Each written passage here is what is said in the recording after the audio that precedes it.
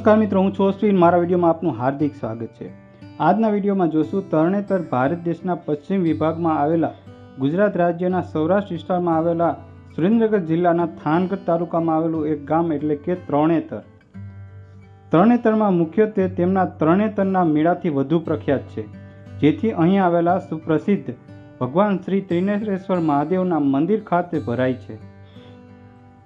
ત્રિનેત્રેશ્વર મહાદેવ મંદિર થાનગઢ તાલુકામાં ધાંગધ્રા પર જતા તરણેતર ખાતે આવેલું છે, જેના તરણેતરના મેળાથી પ્રખ્યાત છે। તરણેતરના ઇતિહાસની વાત કરીએ તો તરણેતર મંદિરની સ્થાપના વિશે લોકવાયકા છે કે અયોધ્યાના સૂર્યવંશી રાજા યુવાના સ્વ નિસંતાન હોવાથી તેમના ગુરુ વશિષ્ઠને સૂચનાથી યજ્ઞ કર્યો હતો। તેમના તપોબળે તેમને ત્યાં પુત્રનો જન્મ થયો હતો, જેનું નામ મંધાતા હતું, અને આ તરણેતરના મંદિર મંધાતાએ બંધાવેલું હતું। તે ઉપરાંત આ મંદિર સાથે એક એવી વાત જોડાયેલી છે જે મહાભારત કાળની છે। તે સમયે દ્રુપદ નગરી પંચાળા હતી। મહાભારતની કથા અનુસાર દ્રુપદની પુત્રી દ્રૌપદીનો સ્વયંવર તરણેતરમાં યોજવામાં આવેલો હતો। તે સમયે બ્રાહ્મણના વેશમાં પાંડવો સ્વયંવર માટે આવેલા, અને અત્યારે આ સ્થળ ઉપર જે કુંડ આવેલો છે તેમાં અર્જુન દ્વારા મત્સ્યવેદ થયો હતો, અને આ રીતે દ્રૌપદીના વિવાહનો પ્રસંગ જોડાયેલો છે। તરણેતરનું મંદિરનું 10મી સદીનું હોવાનું શક્યતા મંદિરની શૈલી ગુર્જર પ્રતિહાર પ્રકારની હોવાથી સંશોધનકારો કહે છે, કારણ કે પ્રતિહાર રાજાઓનો શિવાલય બાંધવાના શોખીન હતા, જેથી તેઓએ આ મંદિરનો જીર્ણોદ્ધાર કરાવ્યો હતો। આમ પણ પ્રતિહાર રાજાઓને 8મી સદીમાં સૌરાષ્ટ્રમાં આવ્યો હોય તેવા પ્રમાણો ઇતિહાસમાં જોવા મળે છે।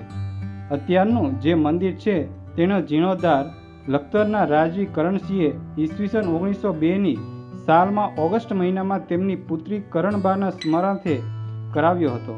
મંદિરનો ઘાટ જૂનો છે, જેના ઉપર નવા મંદિરની બાંધણી થઈ છે। આ મંદિરથી થોડું દૂર તરણેતર ગામ આવેલું છે। આ મંદિર પાસે 200 વીઘા જેવી ખેતીની જમીન છે। મંદિરની સામેની બાજુએ તળાવ છે। તરણેતરના આ મંદિરમાં 2 શિવાલય સ્થાપિત છે, જે જાણકારો કહેવા મુજબ મોટું શિવાલય પ્રાચીન છે, અને તેની બાજુમાં આવેલું પ્રમાણમાં નાનું શિવલિંગ પ્રતિષ્ઠા કરણસિંહે મંદિરનો જીર્ણોદ્ધાર કર્યા ત્યારે થઈ હતી। આ મંદિરની કોતરણી શિલ્પ અદ્ભુત, મોહક અને મનમોહર છે।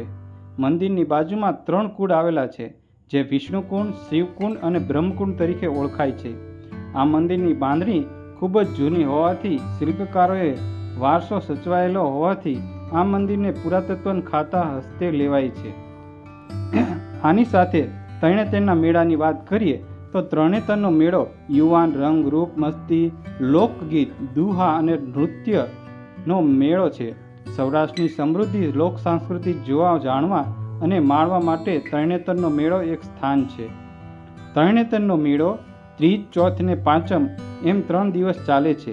હાલ તો 5 દિવસ પણ ચાલે છે, જેમાં ભાદરવી સુદ પાંચમને ઋષિ પંચમીને દિવસે શ્રેષ્ઠ માનવામાં આવે છે।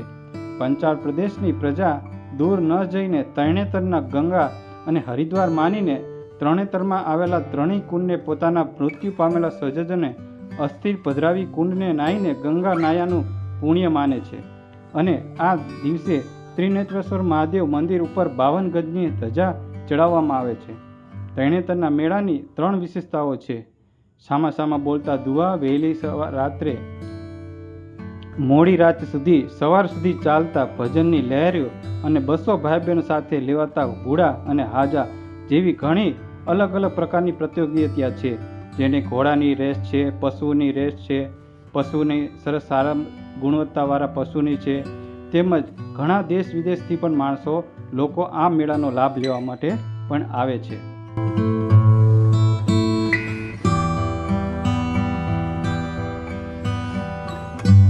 તો મિત્રો, તમને આ વિડીયો કેવો લાગ્યો? જો સારો લાગ્યો હોય તો આ વિડીયોને લાઇક, શેર અને ચેનલને સબસ્ક્રાઈબ જરૂરથી કરી દેજો, જેથી કરીને આવા સરસ મજાના વિડીયો આપ સુધી પહોંચાડી શકીએ। તો મળીશું નવા વિડીયો સાથે। ત્યાં સુધી ગુડ બાય, જય હિન્દ, જય મહાદેવ।